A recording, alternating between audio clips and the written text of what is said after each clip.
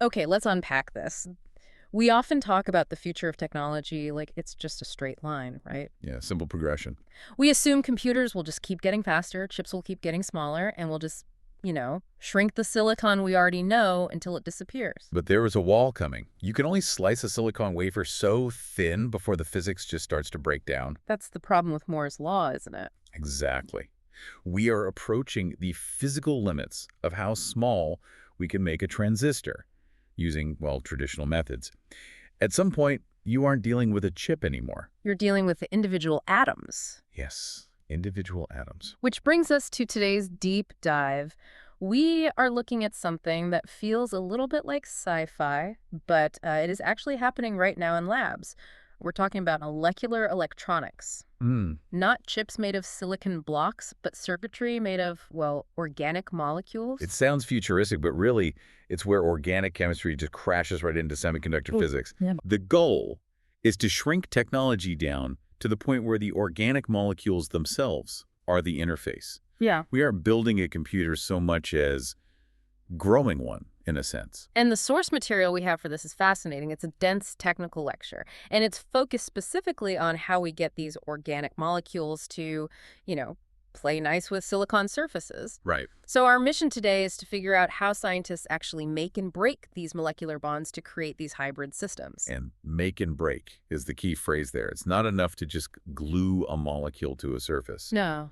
If you want to make a switch or a memory bit or a logic gate, you need control. You have to be able to stick it there and then remove it or change it on command. And we aren't just talking about dumping a bucket of chemicals on a computer chip and hoping for the best, are we? Not at all. The lecture focuses on a very specific, very crucial pairing, cyclopentane and the silicon 100 surface. Okay, the silicon 100 part. Why is that specific? Well, when you cut a silicon crystal, you can slice it at different angles. Think of it like wood grain. Ah, okay. If you cut against the grain versus with the grain, the surface just behaves differently. Yeah. Silicon 100 is a specific orientation that exposes the atoms in a pattern that chemists, well, they love it. So we've got our specific wood grain silicon 100, and then we have this molecule, cyclopentane. Why that one? What makes it the chosen one for this research? It really comes down to stability, Yeah. the Goldilocks principle. You Yeah. know? You need a molecule that is stable enough to sit there and do its job, but not so stubborn that you can't manipulate it. Okay.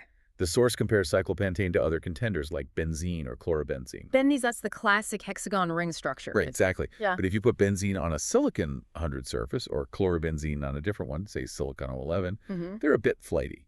Their desorption rates are high. Desorption. So that's the opposite of absorption. You're talking about unsticking. Precisely. Or, well, effectively, yeah. Desorption is the molecule detaching from the surface. And if you're trying to build a stable circuit, you don't want your components just floating away because the room got a little warm. Right. That's not ideal. Benzene doesn't hold on tight enough. Mm-hmm. But cyclopentane, it saturates the surface, it sticks, and it stays stuck until you tell it to leave. So it's the obedient candidate. It's the united candidate, Uh-huh. as the source puts it. It lets us study this interface without the chaos of random detachment. Okay, so we have our star player, cyclopentane, and our playing field, the silicon 100 surface. Now, this is where it gets really interesting for me. The source notes mention something called the surface styles editor process.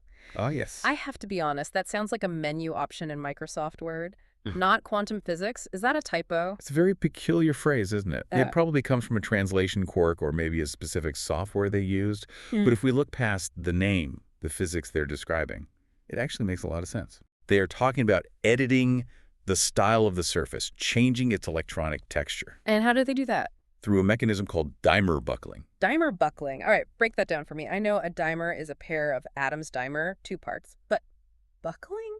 Is the surface collapsing? Not collapsing, but wiggling. Wiggling. Yes. Imagine the surface of the silicon. It isn't a flat, static sheet like a frozen lake.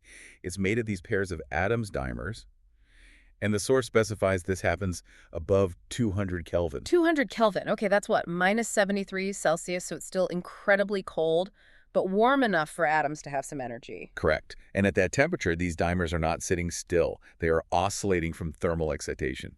Imagine two people on a teeter-totter. going up and down, up and down. So the whole surface is just covered in these tiny atomic teeter-totters. That is a great way to visualize it. And this buckling, this Yeah. up and down motion, creates a very specific electrical situation. As the dyner oscillates, there's a partial charge transfer between the two atoms. The atom that goes up becomes negatively charged. We call that. Nucleophilic. Exactly. Nucleophilic. So the one that goes down. The down atom becomes positively charged. Electrophilic. Okay, I think I see where this is going. The movement itself creates a sort of a magnet. You've got a positive spot and a negative spot just by jiggling the atoms. And that is the trap. Cyclopentane is an alkene, so it have a carbon double bond. Right. That double bond is rich in electrons. So when it floats by, it sees that down silicon atom, the positive electrophilic one, and snap Opposites attract. instantly.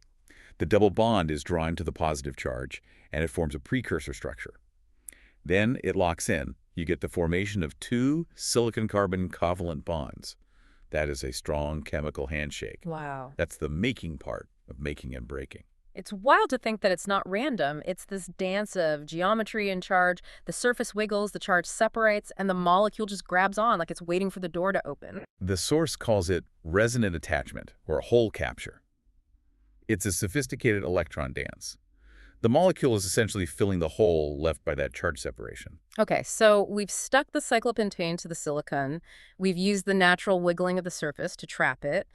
But the source isn't just about sticking things together. It's about control. You said we need to be able to turn this off. We have to be able to break that bond. This is where we shift from chemistry to engineering. Yeah. And to break that bond, we use a tool called an STM, a scanning tunneling microscope. I love STMs. I always just think of them as cameras for atoms, Yep. making those bumpy gray images of surfaces. Oh, but you're saying they're more like tools? Think of the STM less like a camera and more like a very, very sharp finger. Okay. It has a tip that is literally 1 atom wide. You can use it to feel the surface, which gives you the image short, but you can also use it to inject energy. You can zap a specific molecule. So we aren't heating up the whole chip. We're targeting one specific molecule with an atomic finger. It's surgical. The lecture outlines a very specific recipe for using the STM to kick that cyclopentane molecule off the surface. You can't just poke it. You have to apply the exact electrical conditions. See me the recipe. What are we cooking with? According to the data, you need a sample bias of -4 volts and a current of roughly 1 to 2 nanoamperes. -4 volts? 1 to 2 nanoamperes? That sounds tiny. In our world, yes. But in the quantum world, that is a huge amount of energy concentrated in a tiny space. So you bring the tip over the molecule, apply that voltage, and zap. Ideally, yeah. But here is the cool part. How do you know it worked? You're looking at atoms.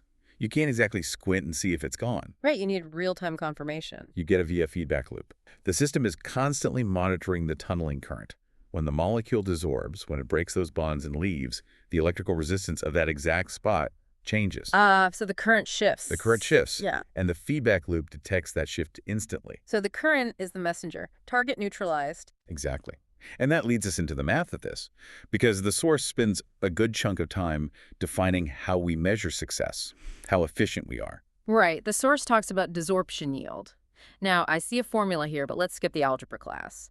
Conceptually, what is desorption yield telling us? It's basically a batting average. Think of the current from the STM tip as a stream of bullets' individual electrons. The desorption yield, or Y, tells you, for every electron I shoot at this molecule, what is the probability that the molecule actually pops off? So if I shoot 1 billion electrons and one molecule leaves. Then your yield is 1 in 1 billion. It's the ratio of desorption events to the number of incident electrons. And why does that matter? Why do we care if it takes 1 billion electrons or 1 trillion? Efficiency and heat.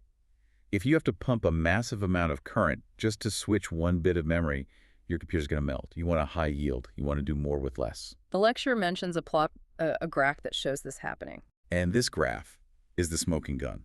If you plot the desorption yield against the voltage or current, you see a straight line, a linear path. It stays consistent until it suddenly drops to 0. And that drop to 0 means we ran out of targets. That's it. It indicates that the first layer of molecules has completely desorbed. The surface is clean. And this confirms that the process is controllable. We aren't just blasting the surface and damaging it. You're peeling off exactly one layer. Precisely. That control is everything. But speaking of precision, the source goes into some very specific thresholds, like safe zones and danger zones for these voltages. This is crucial for anyone trying to replicate this. You can't just tune the dial anywhere. The source identifies specific threshold values. For a negative bias, the threshold is negative 2.5 volts. And for positive. For positive bias, it's plus 3.5 volts. So negative 2.5 and plus 3.5, that's asymmetric. There's a 1 volt difference in magnitude. Why isn't it the same? You would think so. But quantum mechanics is rarely symmetrical. It relates to the electronic structure of the whole interface. You have to consider the energy levels of the silicon and the molecule. It's simply easier to tunnel electrons into the system in one direction than the other to trigger the break. The hill you have to climb is steeper on one side. That's a great way to put it. The hill is steeper on the positive side. This brings us to the biggest technical distinction in the lecture, and I think this is where the physics gets really deep. We know we're using electricity to break the bond, but how? Is it the electric field pulling it apart, or is it electrons smashing into it? That is the million-dollar question in surface science. And the source actually distinguishes between a couple of mechanisms. But within the current-induced category, where electrons are doing the work, we have two heavy hitters, Diet and Demet. Diet and Dimet. Sounds like a fad weight loss program and its intense cousin. It does, doesn't it? But the acronyms tell the story. Diet stands for desorption induced by electronic transitions. Okay. And Dimet? Desorption induced by multiple electronic transitions. So the only difference is singular versus plural, one versus many. It's the difference between a sniper and a machine gun. In the Diet regime, breaking the bond involves a single electronic transition. One electron comes in, excites the molecule, and pop the bond breaks. One shot, one kill. Which means it's very clean. Mathematically, this shows up as a linear dependence on the current. If you double the current, you double the rate. It's a one-to-one relationship. Okay, that sounds efficient. So what's Dimet? Why would you ever use the machine gun? Well, sometimes the bond is too strong for one electron to break it alone, or the energy dissipates too quickly. In Dimet, you need a barrage. You need multiple electrons hitting the molecule in a very short time to ratchet up the vibrational energy until it just shakes itself loose. It's like trying to push a heavy swing. One push doesn't really do it. You need to go push, dot, push, dot, push to get it high enough to flip over. That is a fantastic analogy. And because you need that coordination, the math changes. It shows up as a strong power law dependence. The rate is proportional to the current to the power of n, where n is greater than 1. And n is the number of pushes. Essentially, n represents the number of inelastic scattering events or energetic pushes required. If you see a graph where the rate just shoots up exponentially with current, you know you're in the Dimet regime. You're pummeling that molecule. So just by looking at the curve of that graph, scientists can reverse engineer what's happening. They can say, look, this is linear, so it's a single electron process. Or, whoa, this is curving up or using a multi-electron cascade. Exactly. And that tells you about the energy cost. Dimet generates more heat. It requires higher current densities. If you are designing a delicate molecular chip, you probably want to stay in the Diet regime. Keep things cool and stable. But if you need to break a really tough bond, you might have no choice but to go Dimet. It's fascinating. We can distinguish these mechanisms just by measuring current. We don't have a camera fast enough to watch the electron hit the molecule, but the math gives us the replay. It allows us to see the invisible. So let's zoom out. We've gone from wiggling dimers on a cold silicon surface to using STM tips to trigger specific quantum events. We started with a mission to understand how to make and break these bonds. What's the verdict? The verdict is that we have achieved a level of control that is, well, it's essentially absolute. We aren't just observing nature here, we're editing it. We can take a specific molecule, cyclopentane, adhere it to a silicon surface using the natural buckling of atoms, and then use a microscope tip to surgically remove it. It's the ultimate cut and paste. It is. The lecture emphasizes that this cycle absorption, followed by stimulated desorption, is the fundamental operation of these hybrid electronic systems. If you can control the interface, you can control the device. And this control is what might let us break through that wall we talked about at the beginning. If silicon chips can't get any smaller, maybe hybrid chips can get smarter. That's the hope. By combining the processing power of silicon with the chemical versatility of organic molecules, we open up completely new architectures. Sensors that can taste the air, neural networks that physically rewire themselves. It all starts with this one bond. It really changes how you look at a computer. We're used to them being cold, hard metal, But this research suggests a future where our devices are half living or at least half organic. We're blurring the line between biology and geology. Silicon is rock. Cyclopentane is organic chemistry. We are making them talk to each other. So here's a final thought to leave you with. We've talked about removing molecules, breaking bonds to create patterns. We basically describe using an STM as a printer head, right? Writing patterns atom by atom. A printer with atomic resolution. Exactly. So if we have this level of precision manipulating individual bonds with a microscope tip and verifying it with math, are we approaching a future where we don't just etch circuits, but we literally print complexity?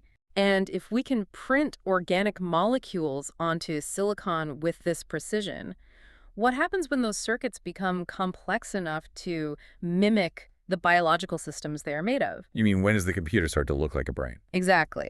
Are we building better calculators, or are we slowly, atom by atom, building synthetic life?